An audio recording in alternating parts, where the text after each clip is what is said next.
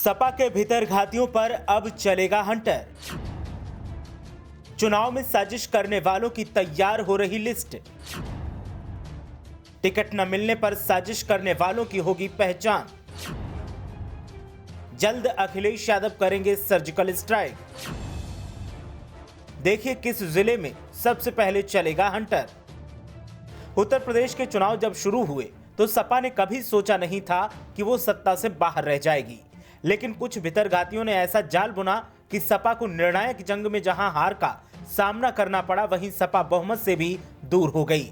ऐसे में अब सपा आलाकमान उन भीतरघातियों की तलाश में लगी है जो दिखाने के लिए सपा के साथ थे, लेकिन उन्होंने वफादारी बीजेपी के साथ निभाई।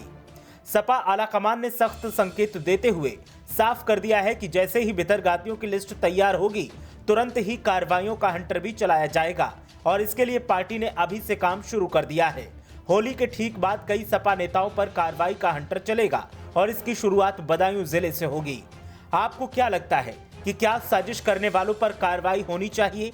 क्या जिन लोगों ने सपा के साथ गद्दारी की है उन्हें सजा मिलनी चाहिए और सजा कैसी होनी चाहिए? अपनी राय कमेंट करके जरूर बताएं। दरअसल सत्ता संग्राम में चुनाव की घोषणा के बाद से मतदान तक काफी उतार चढ़ाव आए।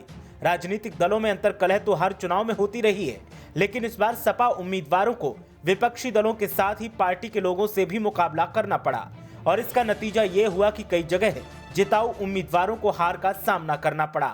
हार से निराश समाजवादी पार्टी भीतरघात करने वालों पर कार्रवाई करने का पूरा मन बना चुकी है। चुनाव के दौरान सपा में हर सीट पर दावेदारों की लंबी कतार थी। टिकट की चाह लिए कई नेताओं ने बीजेपी और सपा का दामन भी थामा। टिकट न मिल पाने पर कुछ खुलकर विरोध करने पर उतर आए तो कुछ अंदर खाने पार्टी उम्मीदवार के ही पर कतरने की कोशिश करते रहे। इन नेताओं की नाराजगी प्रचार के दौरान दिखाई देने लगी। बदायूं जिले के दातागंज क्षेत्र में ये जमकर देखने को मिला और अब ये चर्चा का अहम हिस्सा है। कहां किसने भीतरघात किया, इस पर मंथन शुरू हो चुका है। जिले के जिम्मेदारों ने पार्टी हाईकमान तक ये बात पहुंचा दी है। प्रचार के दौरान अपने पक्ष में हवा का रुख करने के लिए अखिलेश यादव ने जमकर पसीना बहाया था, लेकिन भीतरघातियों के सामने असर उसका कुछ होता नहीं दिखाई दिया। हालांकि चुनाव परिणाम आने के बाद विरोधी ठंडे पड़ गए हैं। बदायूं जिले की 6 सीटों में से दोनों दलों को 3-3 सीटें मिल गई हैं, लेकिन भीतरघात नहीं होता तो शायद यह आंकड़ा कुछ और होता। सपा में पूर्व सांसद धर्मेंद्र यादव खुद हकीकत से रूबरू हो रहे हैं। सपा आलाकमान का साफ तौर पर कहना है कि अपने हित के लिए पार्टी का नुकसान करने वालों को बर्दाश्त नहीं किया जाएगा और आरोपियों के खिलाफ कार्रवाई जरूर की जाएगी। देखना यह है कि पार्टी किस तरह से भीतरघातियों से बदला लेती है और क्या सजा सुनाती है। कब तक ये फैसला सामने आता है। ब्यूरो रिपोर्ट, मीडिया हलचल।